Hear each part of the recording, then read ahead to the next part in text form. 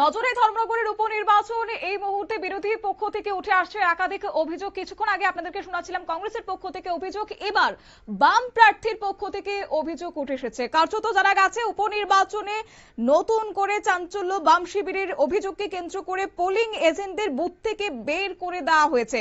CPM প্রার্থী অমিতাভ দত্ত তিনি অভিযোগ করেছেন কিছু দুষ্কৃতী ভোট কেন্দ্রে ঢুকে বাম পোলিং এজেন্টদের ভয় দেখিয়ে বের করে দিচ্ছে এবং এর জেরে ভোট কেন্দ্রে ভোট গ্রহণ প্রক্রিয়া নিয়ে প্রশ্ন উঠতে যেমন শুরু করেছে, সেখানে বিভিন্ন বুথে দুষ্কৃতীদের আনাগোনা নিয়েও ক্ষোভ প্রকাশ করেছে বাম প্রার্থী। তাদের অভিযোগ হচ্ছে এতে করে সাধারণ ভোটারদের মধ্যে একটা আতঙ্ক তৈরি হচ্ছে, অবাধ ভোট প্রক্রিয়া ব্যাহত হচ্ছে বলে তিনি অভিযোগ করেছেন। কি রয়েছে ওনার বক্তব্য বাম প্রার্থী অমিতাভ দত্তের, শুনুন। ভালো আছি এবং আমরা ভালো আছি আপনাদেরকে সাথে নিয়ে। 6 নম্বর পুলিং বুথে দুর্ভাগ্যজনকভাবে আমাদের পুলিং এজেন্টদের বের করে দেওয়া হয়েছে ভয়ভীতি দেখিয়ে, প্রাণ নাশের কথা বলে। এছাড়াও বেশ কিছু পুলিং বুথের সামনে বহিরাগত সহ দুর্বৃত্তদের আমরা জমায়েত দেখছি। আমরা অনুরোধ করব আপনারাও বিভিন্ন পুলিং বুথে যান, দেখুন কিভাবে সমস্ত নির্বাচন বিধি লঙ্ঘন করে সেখানে জড়ো হচ্ছে। কাজে আমরা প্রশাসনের, আপনাদের মাধ্যমে প্রশাসনের নজরে বিষয়টা নিয়ে যেতে চাই।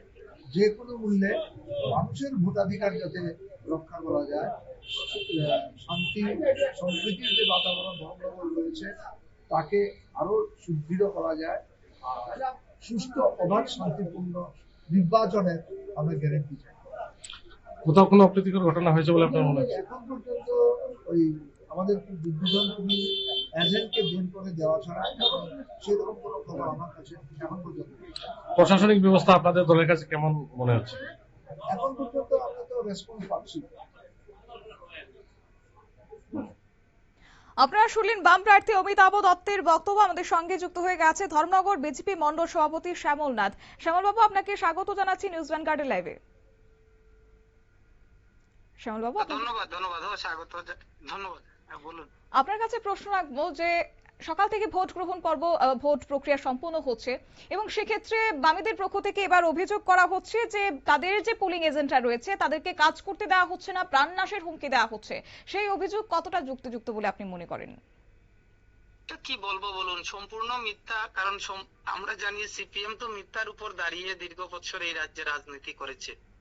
বর্তমানেও ধর্মনগরের বাতাবরণটা আমি আপনাকে বলছি, আমি সকাল থেকে এখন পর্যন্ত প্রায় 55টি বুথের মধ্যে 49টি বুথে আমার এখন পর্যন্ত বুথ প্রাঙ্গণে আমি সেই আমাদের পুলিং বুথগুলো যেগুলো আছে, যেখানে টেবিল নিয়ে আমাদের কার্যকর্তারা বসে আছে ও ভোটারের সুবিধার্থে, সেই জায়গাগুলো মানে পরিক্রমা করে আসলাম। প্রত্যেকটি পুলিং স্টেশনের সামনে মানে প্রাঙ্গণে আমি ভ্রমণ করে আসলাম, দেখলাম কোনো জায়গাতে কোনো সমস্যা নেই।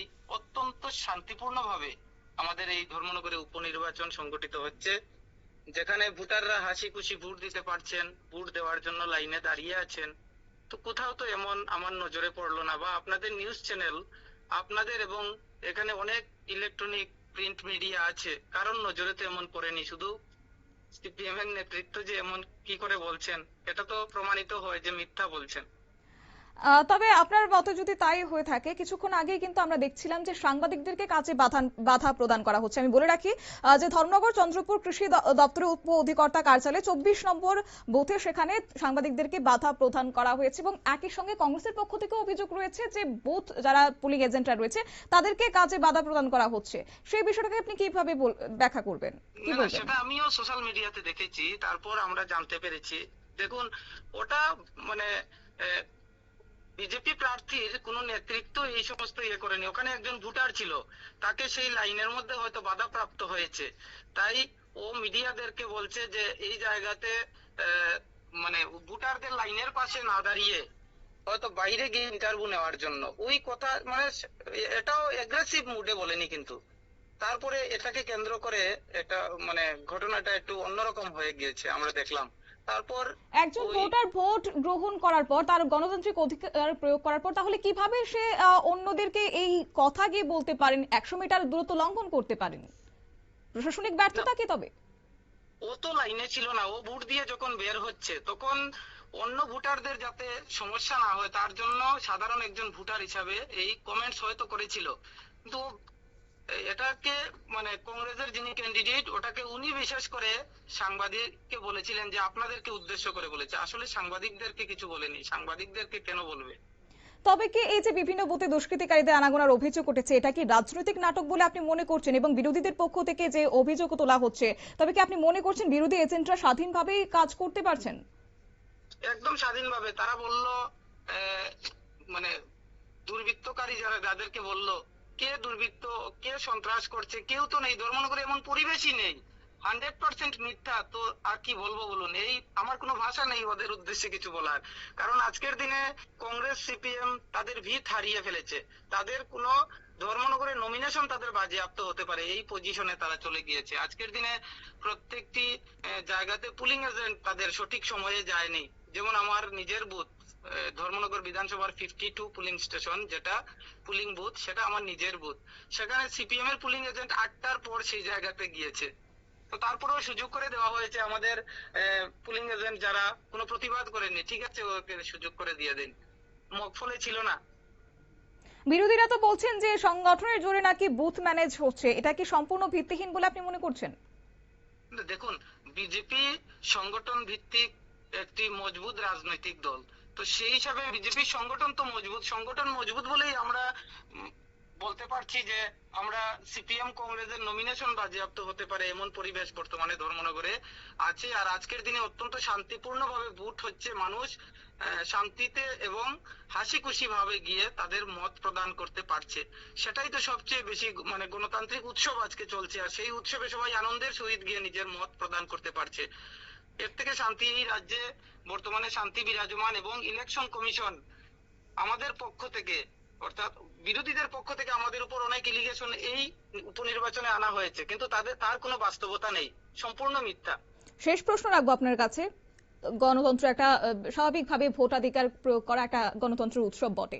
সেক্ষেত্রে এই যে বিরোধীরা অভিযোগ করছেন, আপনারা কি এই অভিযোগকে গুরুত্ব দিয়ে দেখবেন, নাকি শুধুমাত্র ভোটের দিনে রাজনৈতিক কৌশল হিসেবে দেখছেন?